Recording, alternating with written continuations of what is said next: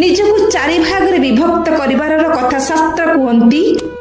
ଏକୈବ ଶକ୍ତି ପରମେଶ୍ୱରସ୍ୟ ଭିନ୍ନା ଚତୁର୍ଧା ବିନିಯೋଗ କାଳେ ଭୋଗେ ଭବାନୀ ପୁରୁଷେଷୁ ବିଷ୍ଣୁ କୋପେ ଚ କାଳୀ ସମରେ ଚ ଦୁର୍ଗା। ଅର୍ଥାତ୍ ଉପଭୋଗ ସମୟ ଆସିଲେ ସେ ହୁଅନ୍ତି ଭବାନୀଙ୍କର ସ୍ୱରୂପ।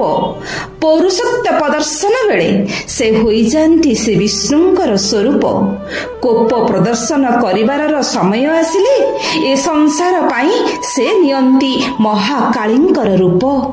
ଆଉ ସମର ବା ଶତ୍ରୁ ସହ ଯୁଦ୍ଧ କରି ଦୁଷ୍ଟ ଶକ୍ତି ସହ ଯୁଦ୍ଧ କରି ସଂସାରକୁ ରକ୍ଷା କରିବାର ସମୟ ଆସିଲେ ସେ ହୁଅନ୍ତି ଦୁର୍ଗା। ହଁ ଭକ୍ତବନ୍ଧୁ, ପୁଣି ଶାସ୍ତ୍ର ମଧ୍ୟ କୁହନ୍ତି ଯଥା ଶିବ ତଥା ଦୁର୍ଗା ଯା ଦୁର୍ଗା ବିଷ୍ଣୁରେବ ଚ ଅତ୍ର ଯାଃ କୁରୁତେ ଭେଦ ସହ ନର ମୂଢ଼ ଦୁର୍ମତି। ସେ ହିଁ ଶିବ, ସେ ହିଁ ଦୁର୍ଗା, ପୁଣି ସେ ହିଁ ବିଷ୍ଣୁ, ସେ ଏକ ଅଭିନ୍ନ। ଏହି ଅଭିନ୍ନତାର ଆଉ ଏକ ପ୍ରମାଣ ଆପଣ ଦେଖିବେ ପବିତ୍ର ଶକ୍ତିପୀଠ ଝଙ୍କଡ଼ର ମା ଶାରଳାଙ୍କ ପାଖରେ।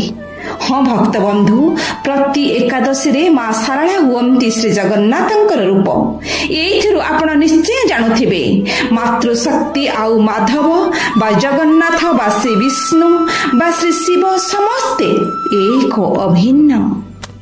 ଆଉ ଏକ କଥା, ଶ୍ରୀ ବିଷ୍ଣୁ ଯେପରି 10 ଅବତାର ଗ୍ରହଣ କରିଛନ୍ତି, ମୀନ, କଶ୍ୟପ, ବରାହ, ନୃସିଂହ, ବାମନ, ପରଶୁରାମ, ରାମ, କୃଷ୍ଣ, ବୁଦ୍ଧ ଆଉ କଳ୍କି, ସେହିପରି ଆଦିଶକ୍ତି ମଧ୍ୟ 10 ମହାବିଦ୍ୟା ରୂପରେ ଉପାସିତା ଯଥା କାଳିକା, ତାରିଣୀ, ଷୋଡ଼ଶୀ, ଭୁବନେଶ୍ୱରୀ, ବଗଳା, ଛିନ୍ନମସ୍ତା, ଧୂମାବତୀ, ଭୈରବୀ, ମହାଲକ୍ଷ୍ମୀ ଓ ମାତଙ୍ଗୀ।